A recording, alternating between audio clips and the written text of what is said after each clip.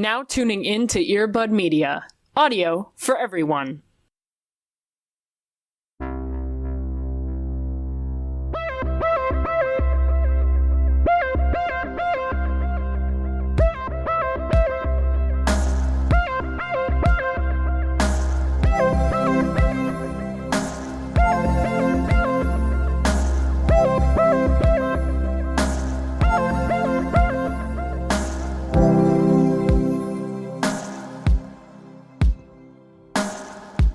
Anyways, that's nothing. Welcome to Into the Twilight. We're here. We really appreciate all of your backhanded compliments.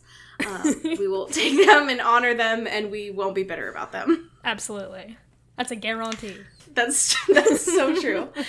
Speaking of Twitter, we have an amazing guest with us this week. Just continuing to bring on bangers onto this show. Seriously. Just like... hit after hit, one would say. Just, you would think that there's no way to, like, get better and better guests, and yet, like, it keeps happening. And I'm so excited that we have the fantastic Shea here with us this week.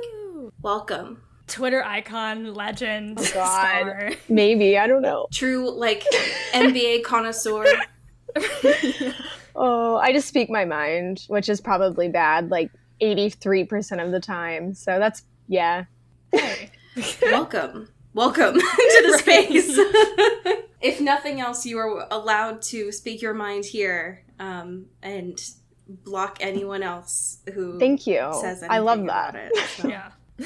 that's fantastic. For anyone who has the audacity to not know who you are, could you just introduce yourself a little bit? I hate this question. I'm going to be honest. I hate saying that to other people. No, I get that. I also, like, hate answering it only because, like, I feel like I can write about anyone else and I can talk about anyone else, but then I'm like, oh, myself? Like, it doesn't matter.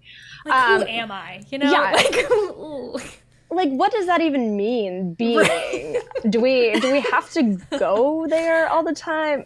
I hate being known and existing. Yeah, I agree. It sucks. Like, I just want to disappear sometimes and whatever. But anyway, yeah, my name is Shea Vassar. I'm a writer. I do a lot of other things. I'm currently a Master of Legal Studies student, learning a lot of history of tribal law. So I'm also a citizen of Cherokee Nation. So a lot of what I write about is about Indigenous representation in media, which for the most part has been, so, you know, not so great. Yeah. Sure. But yeah, I also watch a lot of movies. I'm a big Oklahoma City Thunder fan, for anyone that knows what that is. And hell yeah. Yeah, so that's me. I also really like animals. I don't know. I just felt like throwing a random one out there. But yeah, animals are cool. Hell yeah. Little fun fact, yeah. I have a really important follow-up question that has nothing to do about what you're studying, but about animals. Yeah. What is the most annoying animal? Oh my gosh. To you? Oh, well, okay, so my neighbor that lives below me, she's like the only one that we've been in contact with since quarantine because we're in our Brooklyn apartment. And she's really great, but sometimes like we go and we drink with her, and when she drinks, she doesn't always get her words right. And she learns everything from Facebook. So like, for example, she tried to tell me she was talking to the real Mel Gibson. And I was like, well, I have a feeling it's not. And she showed me, and his name was Mel Gibson.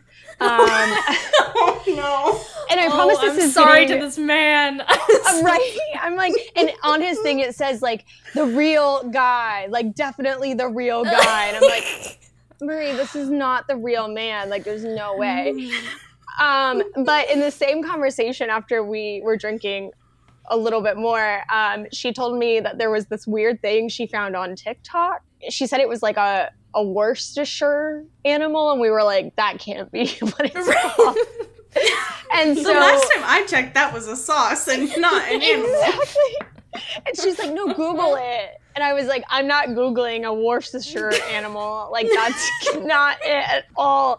And then she finally went inside and got her phone because they're sitting out in her backyard patio, and it was a wombat. She had found wombats on TikTok and would not stopped showing us videos and pictures, and so they really scared me because they just look really odd. Usually I like odd animals. That one just is a little bit too weird for my liking. So that's probably what I'm going to say is the most annoying animal. I will only be calling wombats worcestershire animals from forever now. That's it. That's all that matters to me. Oh my god. This is like every TikTok of a white boomer trying to say Chipotle. Right. And they say everything but Chipotle. Yeah. What the fuck? One of the things we try to bring into this space, Shea, is a happy thing from our week, especially since the change of things this year when shit has just like completely hit the fan. Is there a happy thing that has happened to you this week or recently? Oh god. I know that sounds bad that I can't think of anything right off the top of my head. No, it's not. Listen, it takes me so long to come up with anything every week. I'm like, Oh, I got ice cream delivered yesterday, and that was really cool because it's really hard to find the specific flavors I like in my neighborhood. I really love mint chocolate chip ice cream, and so does everyone else in my neighborhood, so it's always sold out at every store. But last night I got Ben & Jerry's chocolate cookie or mint cookie. So it's like mint chocolate chip, but with cookies in it. And it changed my life. So, oh my god. Yeah, that was it. That sounds amazing. Thank you so much. Yes. Wow. Cody, how the hell are you doing? And what is the most annoying animal? Oh my gosh, I love that we're now just doing icebreakers. I love this. We play in the space.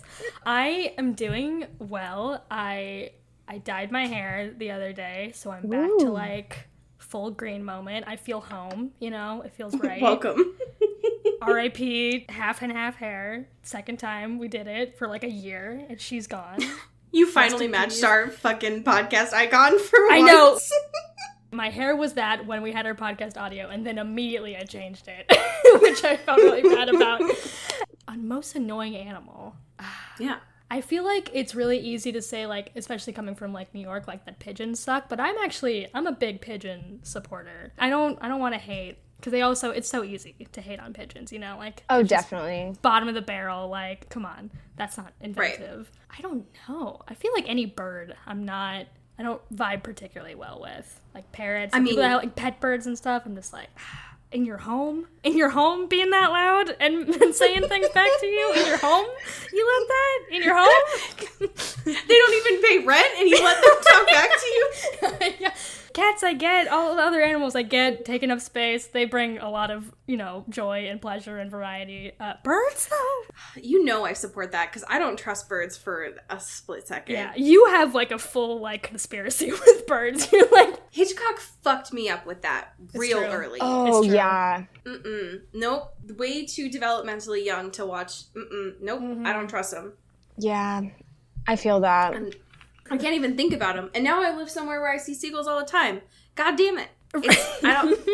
They do work for the bourgeoisie. They are a trap. Yeah. They are meant to hurt people. I am convinced of it. No one will convince me otherwise. Yeah. Obviously, the most annoying animal are small dogs. Because they're always out to get people. They just always want to pick fights. And I don't trust them. It's true. They just have so much hubris, Like they're just like they look at anyone and they're like, I could take them down. And you're like, no, you can't. There's so much gusto, know, for something that you could pick up with your hand and just like throw, which you would never because it's an animal. But like, hello. Right. Yeah, I used to pet sit small dogs all the time, and they would just, at any point walking down the street, they would just be like, oh yeah, I could fight that. I was like, no, you could not. Hello? Stop. Which is how I am on the streets all the time of like, oh yeah, I could fight that person. But like, I have the sense to be like, no. I'm doing great. Love to hear in the sense that like, school's going. Sure. So I'm exhausted. And the West Coast is just like on fire. Yeah. But other than that, I'm all right. My happy thing this week, which y'all dunked on me for, but I'm standing in my truth. No, please. Yeah. Is this thing that was going around on Twitter, a little agricultural moment, some might say, of a video of a little bush just being groomed and shaken around a whole bunch. And this was brought to my attention by my partner a couple days ago when I saw it going around. He was just like giggling about it. And I was like, what do you do? Are you laughing about a bush? What are you doing? And then I watched it and I was mesmerized by it because I just thought like, oh, I wish that was me. That was the first thing that came to my head. And it's to be just so smooth. Right, exactly. Yeah. Like, oh, what a life to imagine that, like, my brain could be just shooken around a little bit like that. It reminds me of those like giant spheres outside of a Target. Yes, that's the first thing I thought of was the Target balls. They're there for no reason whatsoever. It's purely aesthetic. They do nothing except for kids jumping on them and like hitting themselves. But I'm like, is that how they do it? Do they just give them a little razzle dazzle in their spheres now in front of a Target? No, I just really want someone to go up to one of the Target balls and just shake it a little bit. Yeah.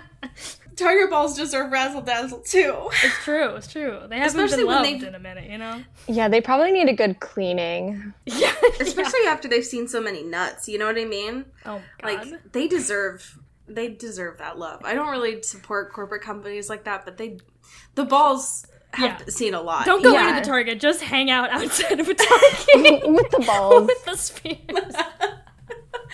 Oh, God, that was a lot of my youth, if I'm being honest. Seriously. Just going into the Target Starbucks and then just, like, fucking hanging around outside. Dude, I have a permanent scar on my body because, like, when I was a kid, I, like, tripped in the Target parking lot. No! Cody! Yeah. Oh my God. It's there forever. It happens. Shit happens, you know? Life comes at you fast. Oh, wow. That's a piece of your history that I did not know, but really just adds to that angst. Really makes sense of, like, who I am as a person, you know? It really connects a lot of dots. Shea, amongst other reasons of us bringing you on here, because you are a fantastic person, one of the other reasons we brought you on here is because you have a history with Twilight. And so we wanted to discuss that with you. And so if you could tell us a little bit more about, like, when did you first engage with Twilight? What were your feelings then? And how, if at all, have those feelings changed to the present day? Oh, so, okay, Twilight. I grew up in literally the middle of nowhere, Oklahoma. Like, even my friends at school, their parents didn't want to drive out, which realistically it was only like maybe 5 miles to where my house was because it was just too far out. And so I read a lot. I mean, I also liked reading. My parents were super duper Christian. So a lot of times the books that I wanted to read, if they knew it had some kind of like dark issue with it, aka Harry Potter, I would sneak other book covers on like hardbacks. Oh my gosh. In order to read them. I got really crafty. And I had to do that with Twilight because at first my mom didn't really care because the internet wasn't quite what it is today to where you can just like Google and know exactly like what a story's about, the parental guidelines, all of that. So my mom didn't really know. But then I said something about how it's vampires and like she got really weirded out. I read the first book maybe when I was in like 7th grade. Like everyone was reading it, so why wouldn't I read it? And then I moved to Florida from Oklahoma. It was like right around when, you know, Breaking Dawn was coming out and like the movie was also like about to be released in theaters. So I was going into high school when like the movie was about to come out, and if you read a certain amount of books, you got to go on a field trip to go see the movie. And I wanted to go because like the person I had a crush on was going. And then I was like, I already saw the movie, but I just want to go anyway. So, you know, I was the perfect age for this when it was coming out. You know, I didn't know a lot about romance outside of young adult fiction, and it's young adult fiction for the most part. I loved it, but I hated both of the actors that were cast. And I remember telling people, Edward is not cute like in the movies. He is not what I pictured at all. And Taylor Lautner talks weird, and it takes me out of the movie. So maybe that's like the beginning of my film criticism. I don't know. Since then, I have like rewatched the movies. I think I saw all the movies in theaters, even though I like acted like I didn't like them. But yeah, so I've read everything as it came out, watched the movies as they came out, and I guess that makes me a fan? I don't know. That's wild that you like in Florida, seeing the movie for the first time like in 2008, like we're there when it was peaking. That's wild. Yeah. But it was like it hits you at that like perfect age, which that is also when that happened for me, and that is truly a cultural moment that I cannot imagine going through at the age that I'm teaching middle school, which is like that same time period. Exactly. Imagining seeing students doing that now and feeling that kind of angst. Oh, yeah. There's no way. I could not deal with it. So bless those teachers, I guess. Can you explain then how a mixture of like your film criticism blended into the feelings that you have about Twilight now? Yeah, definitely. So, okay, again, my parents, they're like good people. I don't want to bash them on a podcast they'll never listen to, but, they're good people. That's very brave of you. I know.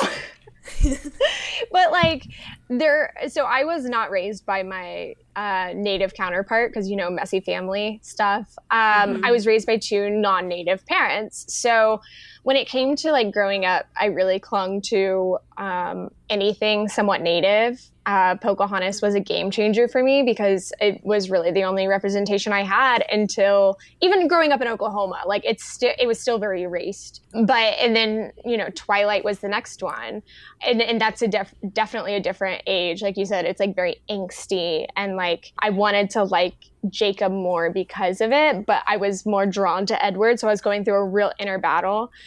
Sure. At like 12, 13, and right.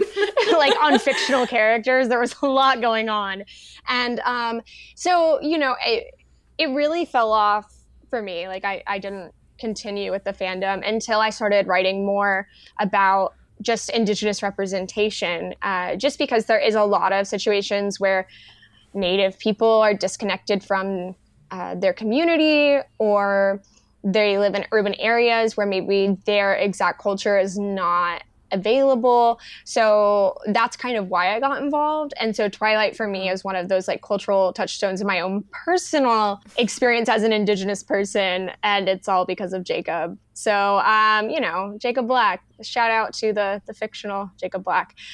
So yeah, the more I looked at it, the more I started seeing some of the issues with the portrayal. I'm Cherokee Nation, so my homelands are like nowadays called North Carolina and Tennessee. And then we got pushed removal-wise to Oklahoma. So I knew a lot about southeastern tribes and even plain tribes, but I didn't know anything about the Pacific Northwest. Like that was not even an area that I knew. So the mention of the Quileute tribe, like I didn't know that was a real tribe, because it is common in fiction for people to just make up tribes and they think it's less appropriative, and some Native people from different backgrounds think that it's less appropriative. Some people think it's like more appropriative.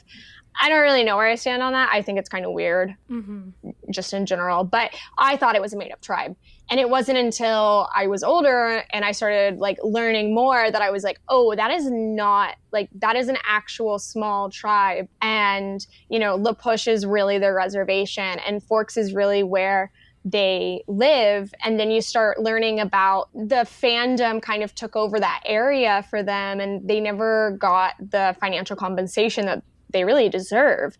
So it was just like a lot for me, because it's hard in a world of, capitalism and consumerism to learn that the things that we love or did love or have some kind of nostalgia for are tainted, which, it's part of like getting older. You learn that like everything, literally everything is tainted. So the more I found out, the more I tried to talk about it. And the more I started writing about film, the more I decided that Twilight needed to be something that I tried to tackle. And it also seems that there's more Indigenous advocates out there who are bringing attention to it lately, which is really cool, because it's a smaller tribe, but that doesn't make them like, any less than, say, even my own tribe, which is the second biggest tribe in the United States. So it's just, it's fun to learn about different communities and cultures, and that one is just different than mine. So absolutely. I think one of the things that you had brought up in this piece, and we've seen before too, that really hammers this home as well, is that like there was absolutely no compensation from Stephenie Meyer, and she has made way more, like too much money. Yeah. Like a ridiculous amount of money. And one of the things that Cody and I have talked about before, especially in the past, I think, month or so, when we watched a documentary that was made back in 2009, is how much effort and a very little research Stephenie went through, but the amount of research that she did was so focused on really odd details and nothing about the actual indigenous area around there. So like she made sure to know what was on the menu at Bella Italia, but didn't bother to like check in with La Push and check in with the affiliate nation that's there. Yeah. And it's like, what the fuck? Like, why?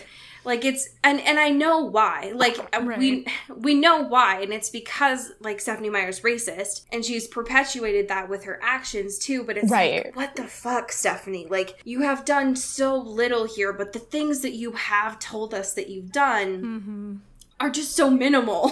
Like, it makes no sense. It is so frustrating. Yeah, and I mean, I know for me, like, there's a lot of question when it comes to, like, casting non-native people as natives in movies, and the big one was Taylor Lautner, which I've had a lot of people, like, even, like, other natives I follow on Twitter, they're like, well, he's definitely, like, spicy white, because, like, he's, like, not a totally white person. Like, there's no way. But it was weird that it's, like, at first, you know, he didn't claim it, and then all of a sudden he like talks about it later in an interview. When you're only about 2% of the population, the threat of angering every single Native American person in this country is like, you know, even if we all were behind something, it would be very hard to necessarily overthrow or like completely destroy something like the Twilight franchise. It's just, we don't have a ton of numbers. So in order to kind of shut people up, it seemed like they were just like, yeah, you're like, you know, say this tribe, or, you know, we found this in your mother's background, so say that on MTV. And that's kind of what we get forced with, which it's hard because, you know, we still matter just because we're not like a great portion of the population. Yeah, there's like a lot of stuff. And definitely, oh my gosh, I'm glad you mentioned it, because Stephenie Meyer is definitely racist, because the whole thing, like, don't get me wrong, vampires being pale is like, she did not invent that. What she did invent, though, is like this weird race tension between the love triangle that was so not necessary. Yeah, so reading that, being older and being like, obviously at 12, 13 years old, I was not going to pick up on that. That's not really where, you know, my experience lied. But now that I see it, I'm like, wow, is that kind of like propaganda? It definitely, to me, it reads that way, because I think that when I had first read this in middle to high school, which it seems like is kind of when you read it too, of like 2007 to 2008, it felt, to me, it felt very much like, oh, this is just truth. Like, she read this from something. Right. And because I don't know, it was this just like false confidence that she was coming from. And it's not till reading it again that I was like, hey, hey, Stephenie, what the fuck is this? Right. Like, why are you pitting Edward as this white savior that they have to be like pure and great, and then you're leaning on this trope that the indigenous nations and like the indigenous people here are like the bad guys, and that they are somehow like unintelligent. Like, why are you leaning on these tropes and these stereotypes? Like, why? Stop. I just want to spray her with a water bottle sometimes and be like, knock it off. Oh, that would be good. That's like such a great cathartic way. Yeah, because it's like, you know, unless you're the Wicked Witch of the West, water's not going to really hurt you a lot. So, like, it's just uninventive. Yeah. Like, do better. Yeah. Right. That's it. That's all we're asking, is a little bit better. Like, even if you put in a minimal amount of effort, it would have improved a lot. All I ask is that she puts as much effort into her, like, world building as she does with talking about cars and freeways. Oh my God, yes. Like, do better, Stephenie. It makes no sense to me. We just want more. Do better. Do better. And the fact that it took you this long to release Midnight Sun and it's still trash, right, as we will get to in these next chapters, oh my is gosh, unfortunate. We have a couple current events here before we return back to Midnight Sun. The first one here, Cody, since I know that you were so spicy about this, could you share the unfortunate news that came out literally a day after we recorded last week, please? It's so disrespectful, first of all, to us personally. But Robert Pattinson has coronavirus. Unsurprisingly, when you are filming during a pandemic, you get it. You get the big bad virus that happens when you're close to people.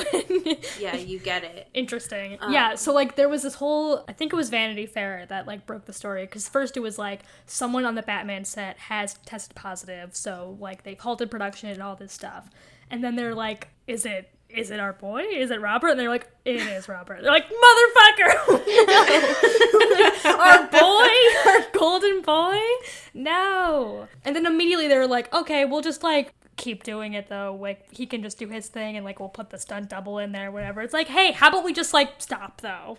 How about we just pump the brakes? Right. If so many other places have stopped filming, right, for good reason, yeah, because celebrities have been like, oh, well, I'll tote this, like, anti-mask bullshit on Twitter, but, like, I'm not gonna risk my life. Right. Maybe we just don't. Yeah. Though. Maybe we don't, and that's okay. Just stop. Yeah. Just stop. Well, he's okay, and, like, he's, getting the care. He needs to make his nasty... He needs to be alive for so many reasons, but he needs to be alive to make his nasty pasta. Okay? Oh. So, just let him stay inside and make his nasty pasta in peace. Yeah. So he'll be okay. Yeah. That's all we ask. God damn it. Fuck. Just let him be, please. God damn it. Our next piece of news here is a little bit of a doozy. It's taking us to the Forks Chamber of Commerce website, which I can say I've been to before. Right. We had talked about this previously, of the Forever Twilight in Forks, which they do every year around this time, to celebrate Bella's birthday.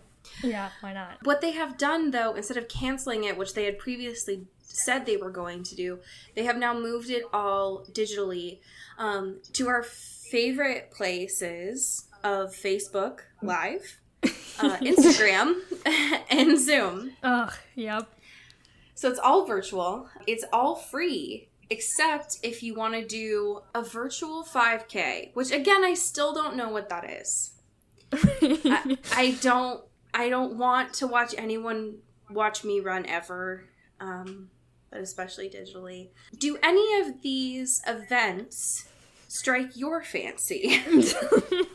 Just start registering for all these, like, Zoom webinars. It's like, what? Right, exactly.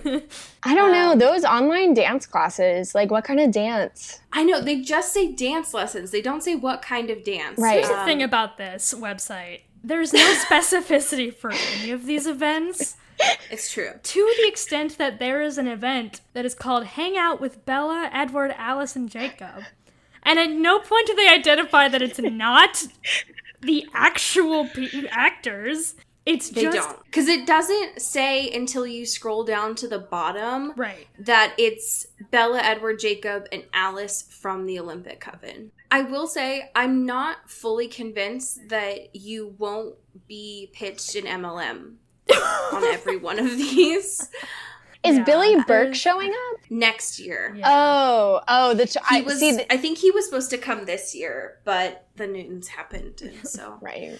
Instead, they have Eric Odom, who played Peter in the franchise, who is actually there, and Billy Burke will be there next year. Great. So pretty cool. Love that for a lot of folks. I don't know how they're making any money since it's all free. Sure. But good on them for that. That's great. Our last piece of current events here is some real scientific data, which doesn't happen a lot on this show, because I don't know a lot about science. The only science that we really talk about on the show is, unfortunately, the science that comes from Stephanie, which, again, I don't know how accurate that is. Sure. And it is a Slate scientific piece about all 349 murmurs that are in the Twilight Saga. Oh my god. That are ranked. Truly the investigative journalism we crave. Yeah, I've been waiting for this. So I'd like to give a big thank you to Rochelle Hampton for doing the important work of this. So thank you for that.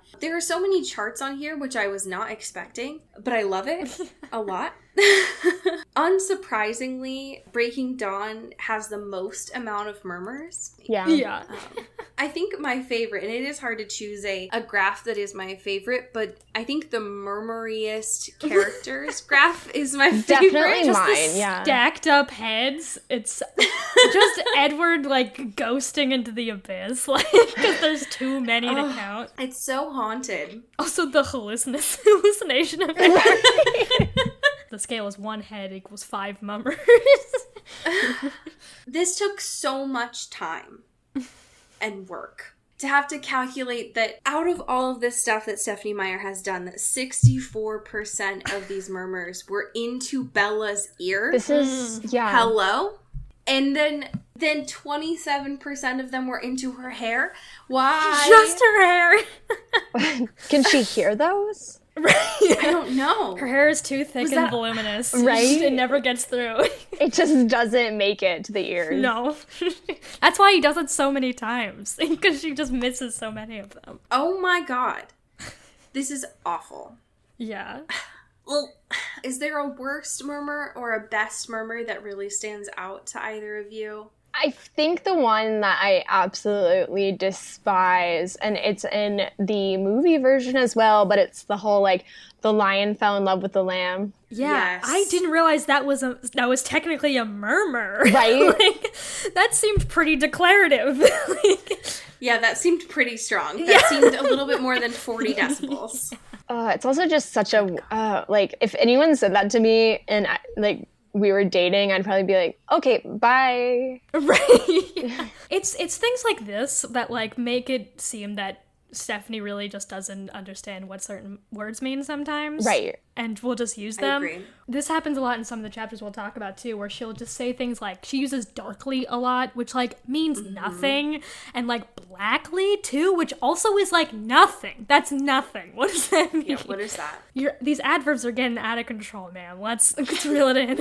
If only any of her books had had a real editor that was allowed to do their job. Right. Listen, in a different world, in a more just world, maybe we would have gotten it. Speaking of a just world, I know that you have more of a listener submission than a question, Yes. Cody. Could you share that with us? Someone commented on one of our TikToks about the twilighted.net thing that we talked about last week. Yes. And they were like, did anyone else get banned from the official Twilight site? I did twice. And I was immediately like, you have to tell me everything. I need to know exactly what happened here. What? Twice? What? So I will read you this testimony. Okay. So, I would write stories. The rules were very strict. No cussing. No violence. Nada. I wrote one story with one cuss word and got banned immediately. You cannot log in back from your browser. It saved cookies or whatever and would recognize your IP address. So I used my brother's and made a new account out of spite. I wrote another story, made sure it didn't violate any rules. A week later, I got an email saying my account was banned and flagged for reposting someone else's story, which was mine. Holy shit. Just something about that is so... The official Twilight site was like, no, one cuss, out of here. Out. Why were they so locked down? I don't know. Why was this such a militant site? Who were the mods on this? Like, what was going on? Wow. I didn't even know that on the official Twilight site you could even have an account on there. I didn't know either. Apparently that was the case. We have 2 chapters to look at for today. Very dialogue heavy ones, some might say. I wish I could apologize for and on Stephenie's behalf, but unfortunately I cannot. No. She and has will a lot not. of people to apologize for and to. So this first chapter here of interrogations is following up on what we looked at last week of a little Criminal Minds moment here. Before I get into this, Shea, how are you doing with Midnight Sun so far? I have not finished it, I will say. It's weird because we already know the story, right? So hearing it from Edward's point of view is just it doesn't necessarily add anything for me because at this point we have the books, we have the movies, we have everyone's commentary on it. And it's just kind of creepy. So I don't know, but I'm still like gonna finish it. Don't get me wrong. Like, what else am I gonna do? So yeah, that's kind of how I feel about it. It's like, it's definitely not the worst thing I've ever read. I feel like but at the same time, maybe I'm just like fueled by nostalgia. I'm like, yes, this is what I needed in my life right now during quarantine and COVID and 2020 is more Stephanie Meyer writing about stuff. It's an adventure. Yeah, it's certainly not great. I think that my opinions on it have definitely soured as we've gone through this, where at first I was like, oh my god, yes, this is exactly what I needed. It would make me feel so much better during this time. And then as we continued, I'm like, god damn, this has a lot of typos in it. Okay, that too. Like, how did this and I think that's something that Cody and I have talked a lot about too, was like, we saw this writing happen in front of us. Yeah. Like, we saw when it was announced, there was pre-orders, and then there was no print. Like, when she did the GMA announcement, like, she had not finished it yet. And at that point, you are printing. Like, months before you release a book, it's already done. Right. You have it printed. Stephanie said no to that, and you can tell. Yeah. You can tell, which is unfortunate. In these chapters particularly, I found myself often just being like, I'm very bored of Edward. He just is very annoying. But there were quite a few notable moments, I think, in chapter 11 in particular, specifically because in the movie itself, this is the part where it's the sunglasses moment. Yes. Too. Iconic. It's so important, which is definitely great, that's for sure. So it starts off with stuff that we don't get the movie, which is the little, like, Criminal Minds moment. And then Alice always being eager, like, wanting to be like, can I be friends with Bella yet? And Edward being like, how dare you? Like, she's mine? Excuse me? Like, she's gonna love me, I swear. It's gonna be totally heterosexual, totally, don't even worry about it. Like, we're gonna be friends. We're just gonna be friends. And she's, like, winking during that time. What I will say is that the way that Edward talks about Bella wearing this green sweater is nasty. He's just like, how dare she wear this absolute potato sack? It takes away all of her delicate curves, and she's a shapeless jumble. Listen, we've all been there. Sometimes you just want to be a shapeless jumble. And then he's also, like, roasting her for acting like she's not warm enough. And it's like, sir, what do you want? Right. Can you decide what you want? Either she's, like, too bundled up, or she's exposing too much of her collarbones, and you're freaking out. Hello? Yeah. Decide what you need, please. Pick a struggle, man. But I do appreciate, because I relate to this a lot, of, like, Bella running out of her house. She's so in a hurry that she, like, runs into his car and is like, you're in my way. Like, this is not usually here. You're not supposed to be here. I'm trying to be a main character in my own story right now, and you're not usually here, which is interesting. And then Edward having the audacity to be like, so I'm gonna ask you if you want to ride with me today, and I'm gonna give you the choice to say no. And that's me being really gracious. But I'm already at your house, and school starts in, like, 5 minutes, but I'm just gonna let you decide. You don't want me to go all the way back by myself, do you? God damn it. I hate him so much. He's so annoying. The car talk in here is very similar to what it was in Twilight, of them just being like, so, the weather, great. It's just very boring. But I did like that it's pretty similar to what it was in the movie, where he's like, well, I'm breaking the rules anyway, so fuck it. I will say that once, I don't know about what your thoughts were on this, but when they got to school, I found it a little bit insufferable, because there's a lot of italics during this chapter, and Stephanie is not really the master of dialogue. Yeah. So reading her write dialogue, especially when some of it is, like, in Edward's head, is painful, to say the least. Yeah. That is not ideal. But I will say that there was a moment that I enjoyed a lot, which is that while Edward is waiting for Bella and Jessica to, like, finally talk and for her to share her thoughts about how the Port Angeles moment went, Edward, for what seems like the first time ever, was just, like, head empty. Like, no thoughts. It's like, I am processing. I'm just absorbing. He was like, it's a good thing that, like, my teachers didn't bother to call on me anymore, because if they had, today would have been the first time that I would have been unprepared and answerless. Just absolutely no thoughts in this brain, because I'm just a shell of a human right now. Got nothing going on here. Just all gone, focusing on other people's conversations. There's a moment here where he's, like, talking about Angela and, like, listening to her thoughts, which was very sweet. First of all, Angela, love her. Deserves better. So she's the best. And, like, Edward is like, oh, Angela's so nice. Like, it was so chill of her to, like, always just be thinking nice thoughts about Bella and not, like, Jessica being really mean all the time.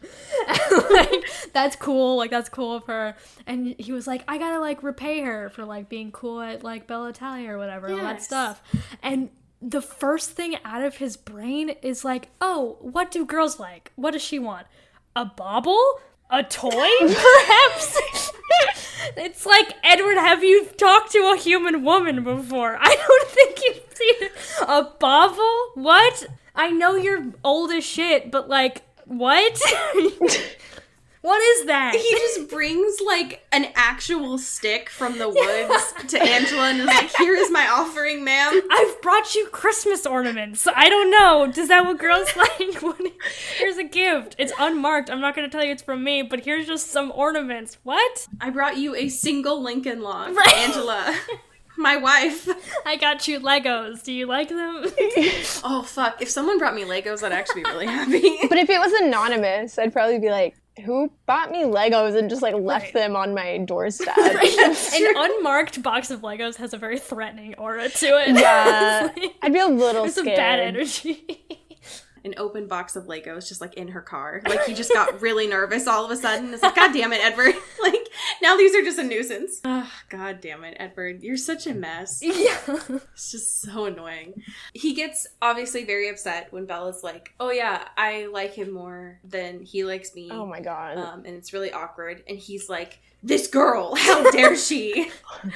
It's like, don't you know I love you? Say? Right, he's like, I what does he say? Something about, I basically could have said it last night. I could have said that I loved her last night. And I'm like, oh my God, chill out. You're still thinking about, like, eating her. So, like, I don't know if you know what. We gotta what. fully transition out of that first. Right, exactly. I don't think love is, like, I'm also thinking about, like, sucking your blood. Literally. Sure. So weird. When they finally get to lunch, I do remember this being one of my favorite scenes in Twilight. Just because it's hilarious to watch Edward, like, feign eating for the first time. Mm-hmm. So they have lunch. They have their little charcuterie board. And the wild thing about all of this is, like, Bella's just, like, not saying anything. And so Edward's just grabbing, like, one of everything. Right. He's like, do you like that? Do you like... What do you like? I'll just grab everything. And she finally looks at him and is like, what the hell are you doing? I can't eat all of this. And he's like, well, obviously, I'm going to eat it too. So, And so during all of these conversations, she's just, like, holding the apple. And it's like, okay, Stephanie, you got it. We got it. We got it. Jesus. And there's a lot of conversation parts that they have here that are, like, sort of important. They're not really that important. The one part that is very noticeable and worth noting, I should say, is the part where Bella asks if he'll eat something. And he's like, fuck you, I'll eat something. It doesn't matter what it is. And so he doesn't really, like, look down at what it is. He just takes a bite and he's like, all right, yeah, I ate it. Great. Are you happy now? And then they talk about eating dirt. Yes! Just, like, a logical next question. Like, someone dared me to eat dirt once, and I'm like, what is this conversation? That's why her favorite color is brown. This is the rich backstory I craved, you know? This is what I want. Childhood memories. Yeah. It's so annoying, because the whole part of that, too, is that Edward's like, ugh, I finally looked down and noticed I took a bite of pizza, and he's like, ugh. I'm going to have to throw this up later. And it's like, great. I'm so glad, Stephanie, that you were like perpetuating these eating standards of what you consider to be the perfect human. But also the idea of this like vampire just like throwing up this pizza is odd. Yeah. But yeah, Bella being like, so like, dirt, huh? Like, can you do that now? It's a lot for them, especially when she's like wanting to see him hunt. And he's like, please don't. No. I'm still, again, trying to make sure that I don't kill you. I cannot have you around there. The next chapter, again, Edward trying to do a kindness for Angela. It's cute. Yeah. But before he can do the whole acting thing with Emmett, we get a good old transition in bio class to everyone's favorite movie, Lorenzo's Oil. I can't hold that in because I laughed so hard reading that.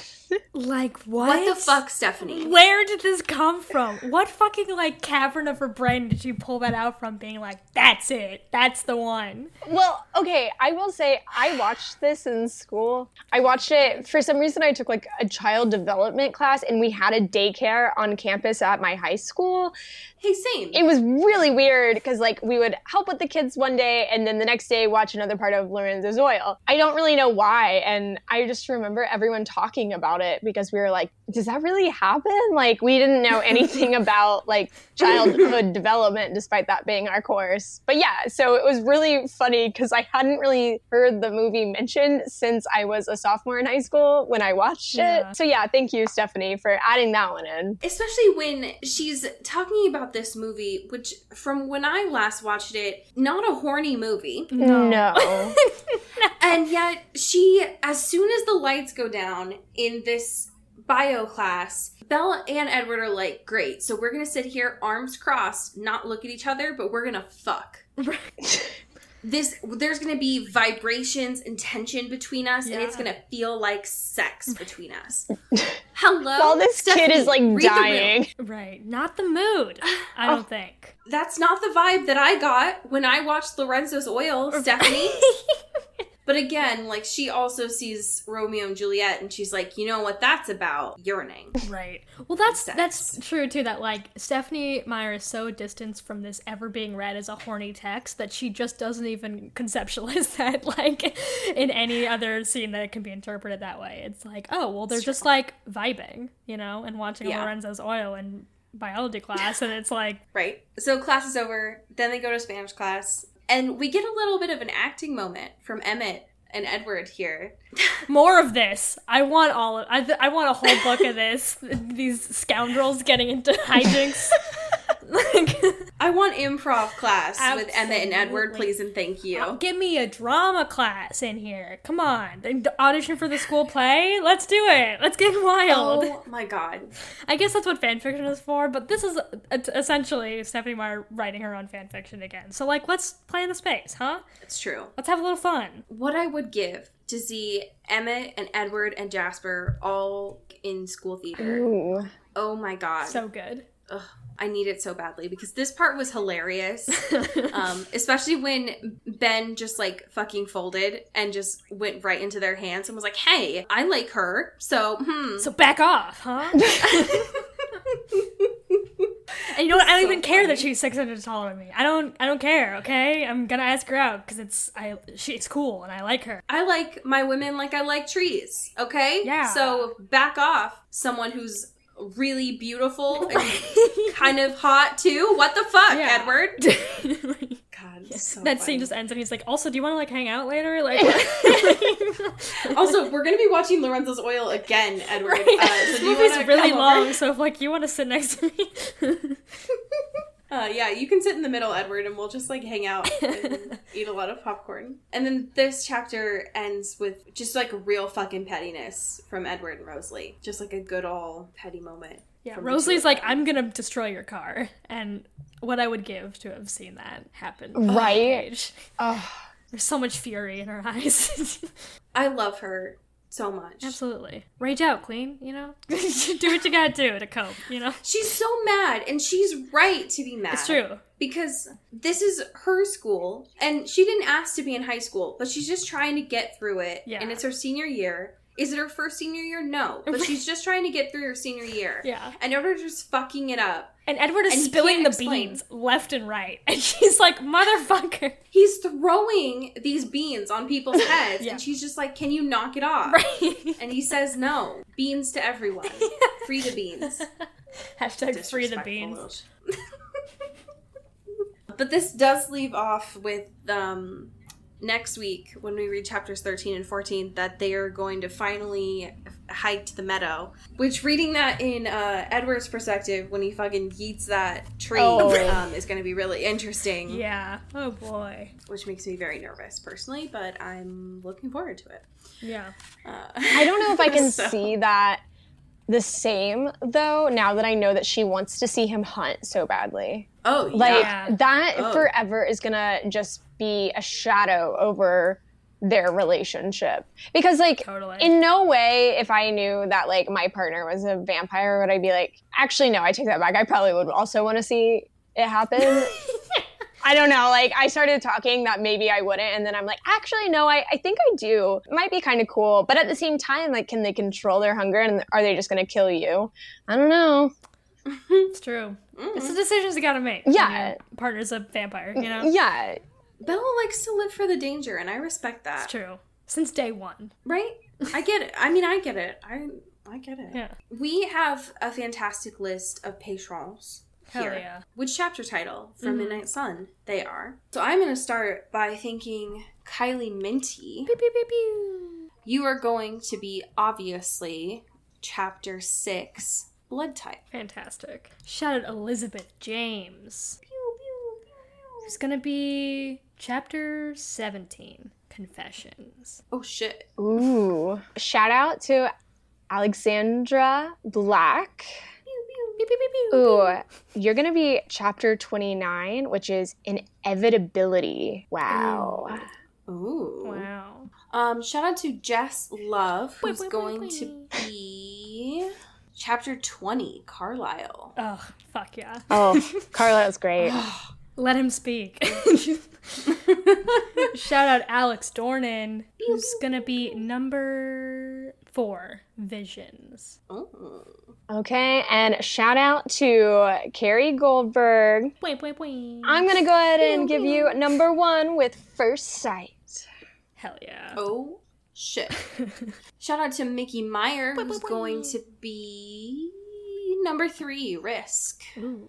Shout out to Maggie Quinn, who's gonna be number 19, Home. Aww. Okay, shout out to Katie Weber. I got a good one for you. Chapter 28, 3 Conversations. Oh, shit. All right, shout out to Zoe Steele, who's gonna be... chapter 13, Another Complication. Another one. Shout out to Rebecca Cullen, who's gonna be number 27, Chores. Aw. Sorry. Oh, man. Shout out to Elizabeth Swan, who is going to get number 18, Mind Over Matter. Ooh. Shout out to Amy Taylor, who's gonna be number 10, Theory. Nice. Shout out Mulch Gray. Mulch Gray. You gotta do it for Mulch. It's gonna be number 8, Ghost. Ooh. Local cryptid, Mulch Gray. Mulch is a cryptid, so it's fitting. That's true. Okay, Taylor Browntown Lautner, I'm giving you... Shea's coming for your brand. I'm going to give you Port Angeles. Shout out to my mom, Kelly Beck. Woo! Woo! Who's gonna be number 16, The Knot. Hell yeah. Shout out Aaron Salinger, who's gonna be number 26, Blood. Oh. Ooh. Appropriate title for a vampire novel. Right. Blood. Exactly. So shout out to Sophia Salinger. I'm going to go ahead and give you the epilogue, An Occasion. Whoa. Ooh. Oh. All right. Shout out to Donna Kavanaugh, who is gonna be number 14, Closer. Ooh. Shout out Catherine Hale, who's gonna be number 23. Goodbyes. Aww. Ooh, last one. I gotta make sure it's really good. You gotta sell it. Yeah. I believe in you. Shout out to Casey Martini. Should I say the... Okay, Cody, do you want to explain? Oh, yeah. So, Casey's a new patron. Welcome. First of all, Casey. Your name is Casey Martini because we've decided to give you a name from 50 Shades of Grey. But there's not many of those, and so we found out that the person who plays Taylor, Jason Taylor, his last name is Martini, and I thought that was funny, so that's your name. Congratulations. It is a pretty good name. That's the story. It's great. It has a lot of, like, chutzpah to it. Like, I'm a big fan. You know? I love it. I am gonna congratulate Casey with, where'd it go? Oh, chapter 24, Ambush. Hell yeah. Ooh. So this is the part that I've been most excited for this whole time. This is our fanfic corner. So Shea, what did you bring to the space for today? Okay, so I read a lot of fanfic, and I read a lot of crossovers between like Twilight and Star Wars because I'm a big Star Wars fan, and those were very interesting. Ooh. But then I found a little bit of a crossover subgenre of fanfic that is basketball Twilight crossover. Oh, hell So yeah, Let's go, sports. yeah, I was like, why not bring it in, you know? So this one is called Basketball Bella by x.baby666.x. Hell yeah. So yeah, it looks like it was last updated in 2011, and it's pretty good. Okay, so it's honestly from the very beginning, so if you want to find it, I just want to shout out everyone there. But chapter 1, Arrival. I am Bella Swan. I am 16 years old, and I have 2 sisters called Alice and Rosalie. We are all orphans. My parents died 6 years ago on their way to my basketball signing. Every day, all I can think is that if I was not at that signing, then my mom and dad wouldn't have died. They would still be alive. Then I would get to live the life of a teenager, not a provider. But the past is the past, and I'm a provider. Ever since they died, I thought it was my fault, so I took the role of the provider and I grew up very quickly. If you've met me, you wouldn't think I was a 16-year-old girl with a passion for basketball. You'd think I was an adopted mother to my sisters. As their provider, I have done all that I can for my sisters, but I am now on a mission. Today, I'm going to meet up with my manager of the varsity basketball team, who is working with the university. They have specifically asked for me, knowing I am number 1 in the basketball professions, with my manager, Esme Cullen, to get me to sign with them. The only way I will sign with them is if me and my sisters all get a full scholarship to that university. As I park up my bright neon green Mitsubishi, that's a really hard word for me to say, Mitsubishi Eclipse, I think of all the ways I can get them to change their minds if they say no to giving my sisters a scholarship. We come as a deal, me and my sisters, or not at all.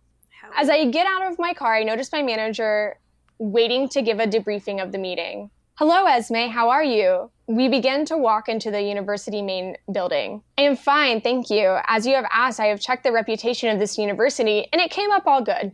I've also sent both my sons and my adopted son to this school as they are performing at their greatest and will come out with the best possible grades. As you know, this is an Ivy League. She began to speak as we walked into the warm office. Hello, my name is Isabella Swan, and I'm here to speak to Coach Clapp. I asked politely to the receptionist. Yep, Miss Swan, he has been waiting your arrival. He also sent Emmett Cullen to escort you to the sports meeting room because he is the captain of the football team. Then a big, very muscled young man came walking through the front door and came straight to Esme and kissed her on the cheek, saying, "Hello, Mom, and this must be all famous Isabel Swan." Bella, I mumbled. Sorry. Now the mumbling is, I mumbled under my breath, knowing this was Esme's eldest son. "Hello, darling," Emmett said with his widest smile. I have noticed after all the years with Esme that she always has the brightest smile when talking with her family. "If you follow me this way," he said, pointing to the door on his right, "I will lead you to Coach Clapp's meeting room." So yeah, that was it, essentially. I mean, it goes on for a while. Wow. And I read a couple of basketball ones, and I liked this one because, there was a couple where Bella and Emmett are actually now in love. I found that very interesting because I saw no chemistry between the two of them Sure. But you know, I liked this because it breaks the family roles into different, you know, than what we know. So right, absolutely. Yeah, Bella, the basketball player. Look at her. Yeah, good for wow. her. I love a coordinated woman. Yeah. Even though she's not incredibly, you know, coordinated, but maybe she is on the basketball court. Maybe we just never threw her there.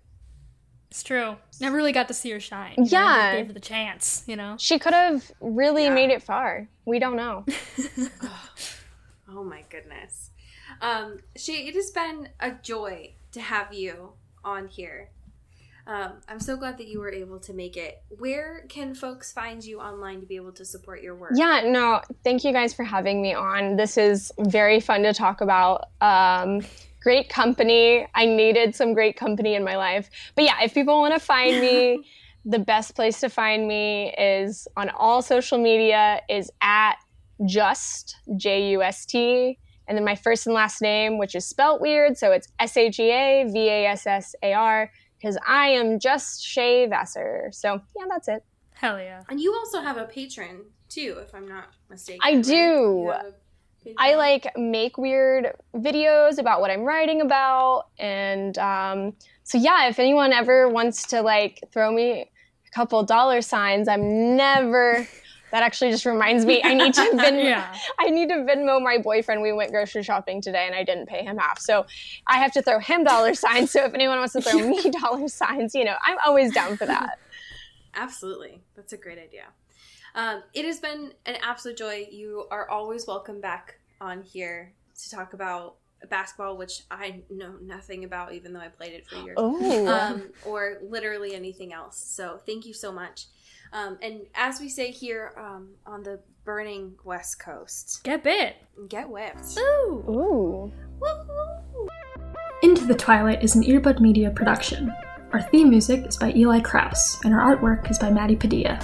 Follow the show on Twitter at Into the Twilight, and support us on Patreon at patreon.com/intothetwilight. Send us an email or a fanfiction at intothetwilightshow@gmail.com. You can find Allie at Into Wild Places and me at Cody Crow.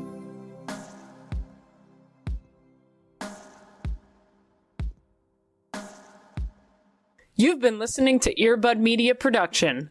Earbud Media, audio for everyone.